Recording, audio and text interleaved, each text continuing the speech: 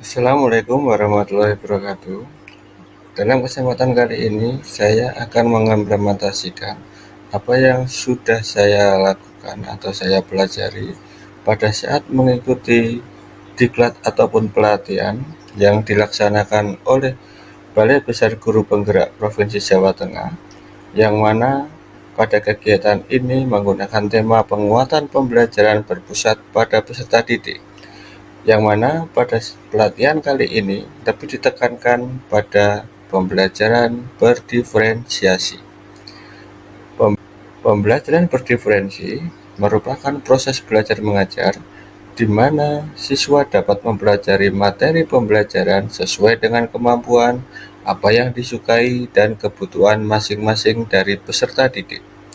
Dalam pembelajaran berdiferensi, terdapat tiga aspek yang nanti akan digunakan, yaitu menggunakan konten, proses, dan produk. Konten merupakan materi apa yang akan diajarkan oleh guru ataupun pendidik yang akan melakukan kegiatan pembelajaran di kelas sesuai dengan apa ataupun gaya belajar dari peserta didik. Yang kedua, ada proses. Proses merupakan kegiatan yang bermakna bagi siswa ataupun peserta didik sebagai pengalaman belajarnya di kelas. Yang ketiga atau yang terakhir, ada produk. Produk menunjukkan kegiatan terakhir dalam proses pembelajaran yang mana nanti akan menunjukkan kemampuan pemahaman dari peserta didik atau siswa setelah menyelesaikan satu pembelajaran yang ada di kelas. Tidak usah menunggu waktu yang lama, kita akan menyaksikan bagaimana kegiatan yang saya lakukan untuk mengimplementasikan kegiatan dari pelatihan yang dilaksanakan oleh Balai Besar Guru Penggerak Jawa Tengah. Mari kita saksikan. Pembelajaran berdiferensi untuk kegiatan awal dapat dilakukan untuk menerapkan yang namanya asesmen awal, yang mana instrumennya dapat didiskusikan dengan guru sejawat ataupun teman guru yang sudah mengikuti program guru penggerak, ataupun bisa berkonsultasi ataupun bekerja sama dengan guru BK dalam menentukan asesmen awal yang akan digunakan dalam proses pembelajaran.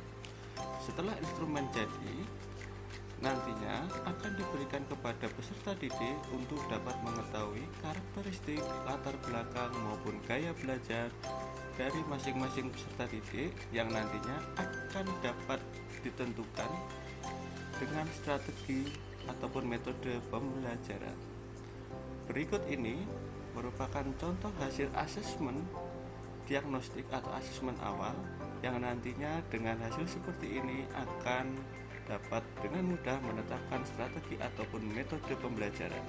Setelah memperoleh hasil asesmen awal, kegiatan selanjutnya yaitu menurunkan CP ke TP ataupun ATP, kemudian terakhir modul ajar dengan berkonsultasi ataupun berdiskusi dengan teman sejawat ataupun teman guru dengan mapel yang sama, yang mana nantinya dengan adanya diskusi ataupun kolaborasi dapat menghasilkan hasil yang lebih baik, sehingga ATP, TP ataupun modul ajar dapat mengakomodir karakteristik, latar belakang ataupun gaya belajar dari masing-masing peserta didik, sehingga capaian pembelajaran dapat tercapai dengan sendirinya.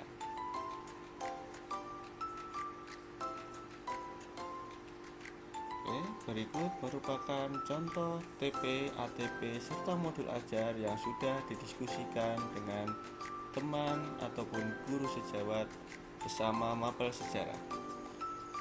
Kegiatan selanjutnya yaitu akan melakukan pengajaran atau proses pembelajaran di dalam kelas yang diawali dengan apersepsi, yang mana di dalam apersepsi seorang guru atau tenaga pendidik dapat melakukan ataupun memberikan pertanyaan-pertanyaan pemantik yang berfungsi untuk mendapatkan kesiapan belajar dari masing-masing peserta didik yang nanti akan digunakan atau diterapkan dalam proses pembelajaran.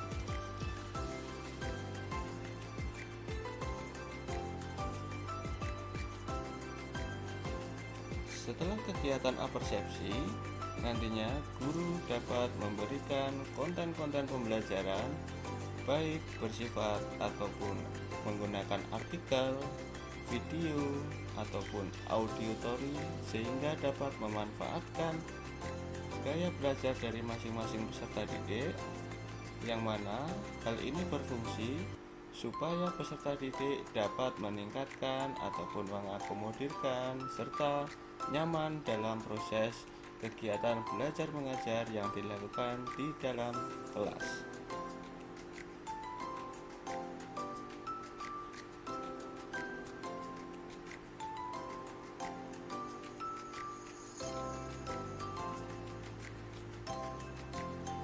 Setelah kegiatan memberikan konten-konten pembelajaran yang ada di dalam kelas, kegiatan selanjutnya yaitu proses, yang mana di dalam proses ini para peserta didik dapat berlatih untuk mengembangkan bakat, minat, dan gaya belajarnya yang nantinya dapat menghasilkan produk-produk yang sudah didiskusikan di dalam kelompoknya masing-masing.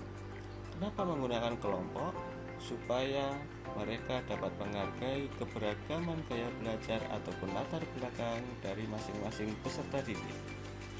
Setelah nanti berdiskusi di dalam kelompok, para anggota kelompok akan memaparkan hasil diskusinya yang akan dibacakan di dalam kelas dengan media yang mereka kuasai masing-masing. Berikut merupakan pemaparan hasil produk yang sudah mereka diskusikan di dalam kelompok-kelompok kecil, yang mana di dalam pemaparan produk di depan kelas nantinya mereka juga akan berdiskusi dengan kelompok lain yang akan menerima pertanyaan ataupun sanggahan dari kelompok lain atau peserta didik yang lain, yang mana nantinya hasil-hasil ini akan mereka gunakan, akan mereka manfaatkan untuk mengembangkan pengetahuan dan informasi yang sudah mereka dapatkan di dalam kelompok ataupun saat berdiskusi dalam pemaparan dengan kelompok lain. Setelah kegiatan pemaparan yang akan dilakukan di depan kelas, nantinya mereka akan sama-sama menarik kesimpulan dari apa yang mereka terapkan dengan kelompok lain. Kegiatan selanjutnya, guru akan memberikan evaluasi, yang mana nantinya evaluasi tersebut akan direfleksi di akhir proses kegiatan pembelajaran. Cukup sekian yang saya sampaikan. Terima kasih.